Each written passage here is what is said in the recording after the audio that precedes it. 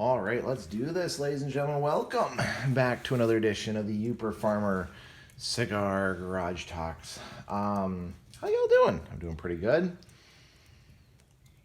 Big news, I'm hoping this might be one of the last garage cigar talks. The outdoors is starting to stay brighter.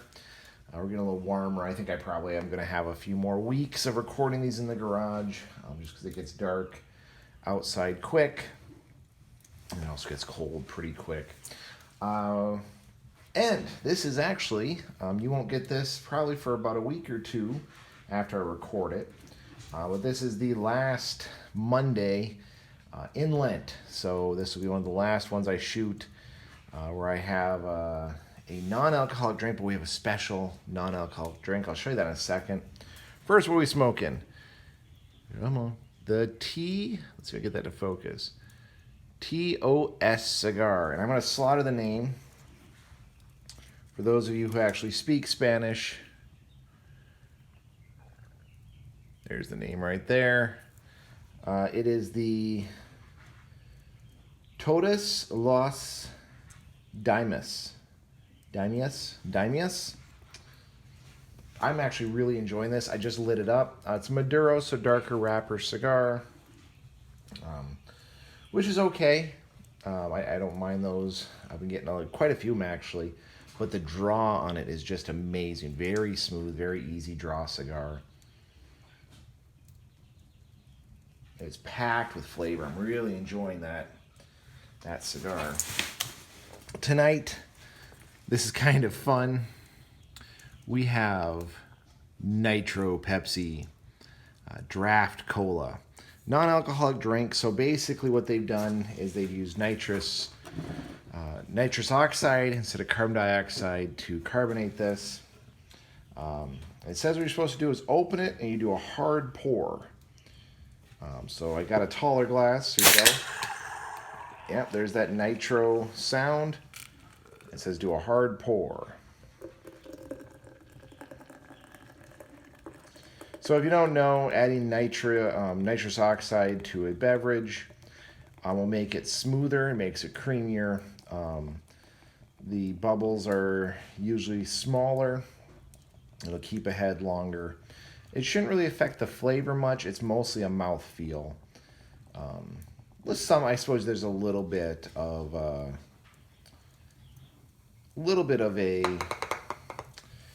taste difference, but not bad. Look at that. That's kind of fun. That does look like a nitro head on it.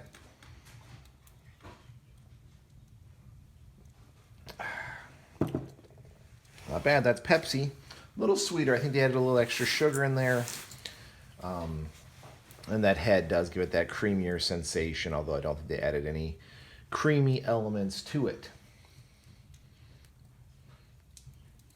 So, tonight, do a little Lenten review. We're here at the end of Lent. How'd it go? Honestly, for me, not great. I had a lot of stumblings. I had a lot of issues where I didn't keep. And if you hear a bunch of squawking and clicking and chirping, the birds got moved out of their brooding box into my garage. So we have 6 turkeys, 12 meat birds, and then 6 birds. I don't remember the name of their pullets, so they're the layers that we're going to swap out some of our other layers, and they're supposed to be really good at foraging food, which is something we're hoping they'll teach the other birds.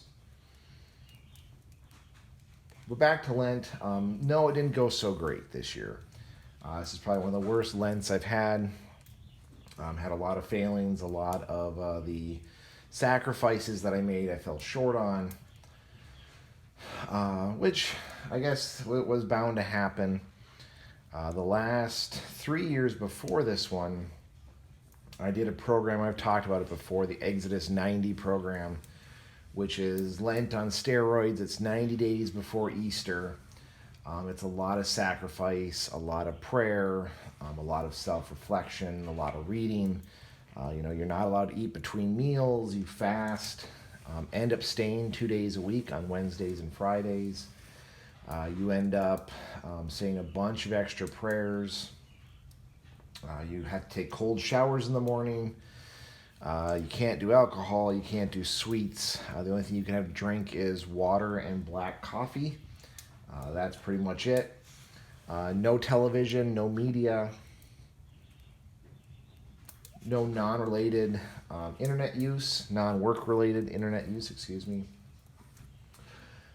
Plus, they usually add on some other sacrifices as the 90 days go on. Hour prayer every day, confession, I think weekly, maybe it's monthly. I can't remember now. I think it actually amps up. You start monthly, then it goes to weekly. I thoroughly enjoyed it. I was really kind of a little put back, a little upset that the group didn't meet, didn't do anything this year. I kind of get it though, for many reasons. This year has been a hard year on everybody. And sometimes the last thing you want to do is take on a huge burden like that, a huge sacrifice, a huge dedication. So I did pretty good actually. The first half of Lent I did pretty good. The second half I had 1 week where there was a lot going on emotionally for me. A lot going on at work, a lot going on with the family, and even in the nation there was a lot going on. And I basically put all my Lenten sacrifices aside. I drank a lot. I used YouTube a ton, looking up dumb videos and whatnot, and didn't really keep most of my prayer schedule I was hoping to keep. So I'm hoping that means that I've hit a potentially rock bottom, and that I can start rebuilding my spiritual life as far as these sacrifices. And it was a bit of an awakening. Trying to figure out what changed between last year and this year. Last year and the year before I did really, really good for 90 days, double the time span of Lent. But this simpler 45 days threw me for a loop. I'll be honest, I'm looking forward to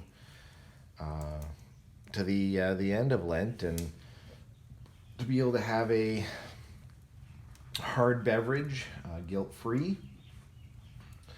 Although I'm really hoping that I can restrict myself down to one is just enough. I think I can. I really think I can get down to that one is enough, where I just need the one beer or the one rum and coke or whatever it is. That one's enough. I've really kind of been looking inward at what's been causing me stress. I'm trying to reshape myself, my way of thinking. I've been trying to do more prayer and whatnot. Doing some more Bible studies too. That wasn't one of my goals during Lent, was to do Bible studies, but we kind of started doing some Bible studies, watching some religious television shows and whatnot. Has really seemed to kind of piqued my interest again. I'm not a huge fan of religious movies, but I kind of got a glimmer of hope with that Chosen series that maybe I can get back into those. I can get some motivation from that, some inspiration perhaps. Who knows? Fingers crossed, right? Let's see where this leads. But yeah, it wasn't an eye-opener. It was an awakening that maybe I've gotten laxed in my spiritual life. I definitely am questioning the wisdom of doing Exodus 90. That maybe I was doing it for the wrong reasons. Because without that constant push to do better and whatnot, and have external motivation, that if I don't have that, I fall flat. And maybe I got into Exodus 90 for the wrong reasons. I was doing more of a challenge, more about myself than glorifying God and doing it for God. which is that's interesting to think that 90 days worth of sacrifice would mean less spiritually than doing a good self-motivated 45 days with a purpose. So yeah, I got a lot to think about, a lot to pray about.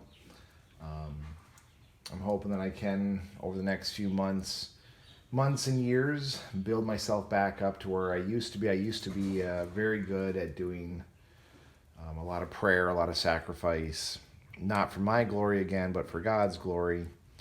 I'm hoping I can get back to that, get back to doing that, and get back to not being so self-centered when it comes to some of my religious life, which I think I have been these last 45 days. I guess we're 40 days. We got 5 days of Lent left.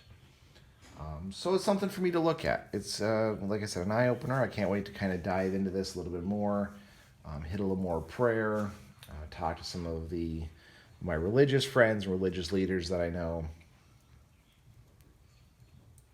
to maybe get their input on where do I go from here. Where do I go? What do I do? How do I begin again? Which I think it is for me. It's going to be a bit of a begin again.